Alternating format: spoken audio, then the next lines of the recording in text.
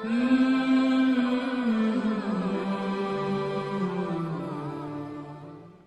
اللہ والصلاة والسلام علی رسول اللہ۔ پیارے بھائیوں اور دینی بہنوں، السلام علیکم ورحمۃ اللہ وبرکاتہ۔ ایک بھائی پوچھتے ہیں کہ اگر کوئی آدمی سودی کاروبار سے توبہ کر لیتا ہے تو پہلے جو سود لیا کرتا تھا اسے کیا استعمال کرنا اس کے لیے جائز ہوگا؟ دیکھیں، توبہ کی قبولیت کے لیے جو بھی گناہ ہو، اگر اس سے کوئی بندہ توبہ کرتا ہے تو اس کی قبولیت کے لیے 3 بنیادی شرطیں ہیں۔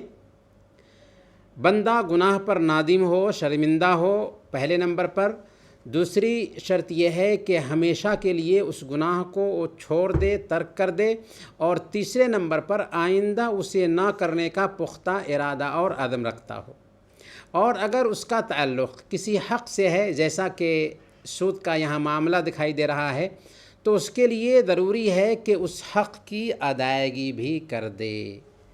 اس ناحیہ سے اگر کسی نے کسی کا سود لیا اور اس نے توبہ کر لی تو توبہ کی قبولیت کے لیے یہ شرط ہے کہ جس سے اس نے سود لیا ہے وہ رقم اس تک واپس کر دے۔ ہاں، اگر اس نے اس پیسے سے گھر بنا لیا تھا، اس کے پاس اور گھر رہنے کے لیے نہیں ہے، یا وہ اب توبہ کرنے کے بعد جائز طریقے سے حلال کمائی اختیار کرنا چاہتا ہے، حلال طریقے سے کاروبار کرنا چاہتا ہے، تو اس حد تک اس کے لیے گنجائش ہے کہ اگر گھر بنا لیا، اس کے پاس کوئی گھر رہنے کے لیے نہیں ہے تو وہ اس میں رہ سکتا ہے۔ کاروبار کرنا چاہتا ہے تو اس پیسے سے کاروبار بھی کر سکتا ہے۔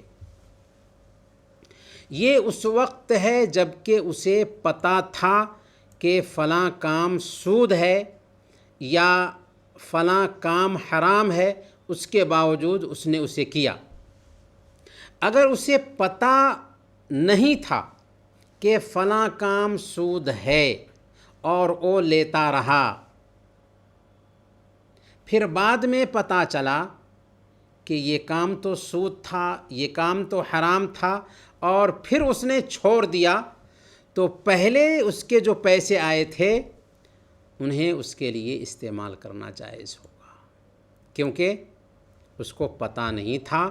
اور اللہ فرماتا ہے فَمَنْ جَاءَهُ مَوْعِظَةٌ مِّن رَّبِّهِ فَانْتَهَىٰ فَلَهُ مَا سَلَفَ وَأَمْرُهُ إِلَى اللَّهِ، کہ جو کچھ ہو چکا سو ہو چکا،